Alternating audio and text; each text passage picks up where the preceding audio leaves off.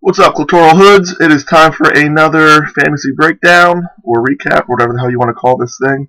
I know that I, for one, feel great coming off of a nice win. I gave Jamal Charles a call, told him that he needed to play a little better, told him that his daughter was tied up in a Brooklyn basement, faced at 42 points, which was good enough to score more than like 5 or 6 of Mark's players. So that felt very good to see that he's playing again. Mark is now moving on. He said on our board that he feels very good about his running back situation, despite the fact that Kevin Smith is now completely obsolete and worthless.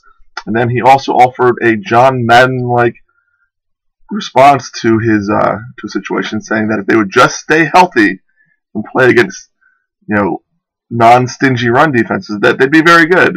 Well, no shit, Sherlock.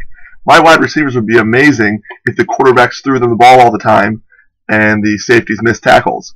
But, hey, hopefully it's enough to go ahead and beat Lucas. You are actually projected to lose, or you're projected to beat Lucas this week, although projections in Lucas don't seem to go very well.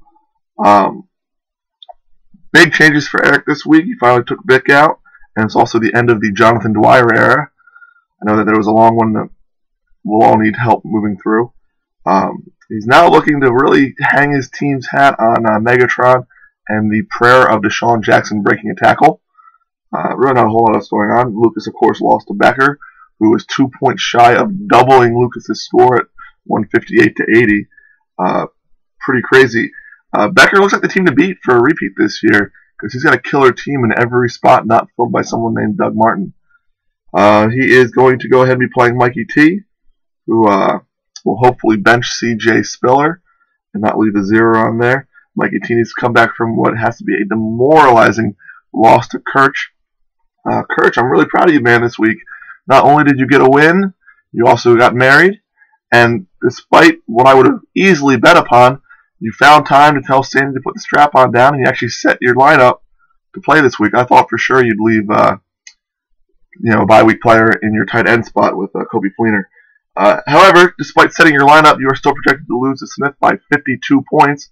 That is ridiculous, even with their shitty projection system.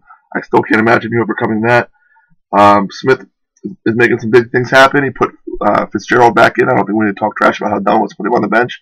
And we can all hope that Torrey Smith has a few more siblings to sacrifice for motivation for another big game, so he can go ahead and pick himself back up. Smith, of course, lost to Brian. Brian got his first win. I'm very happy for him. Strong move getting Andre Brown and putting him in. Of course, Bradshaw's back, so I don't know if that's going to really work for you too well. And Brian, I need you to stop being quite as proud as you are about your 3 quarterbacks. You're only allowed to play 1. The other 2 just sit there and are meaningless. So try to make something happen there before you play against Maria. Maria had what I think was a tough loss. With Jennings out, she had to put in Sidney Rice, who only scored 3 points, and still only managed to lose to Michael by 10. Who knows if that had gone the other way? We'd only have one 3-0 team instead of 2. And I think we can all agree that no one wants to hear Michael run his mouth about how great his team is. The good news is it's not going to last for long, because I've got some inside information. There was a Midol recall in Minnesota, so Percy Harvin's headache should start any moment now. And RG3 is going to eat some really bad Thai food on Saturday and have just really explosive diarrhea. Not good for business. So that's really all I got. Kind of a short week this week. I'd like to get people together on Sunday because I'm actually off work. We can all watch some football. Mark's birthday is on Friday, so we can all celebrate that, which would be fun.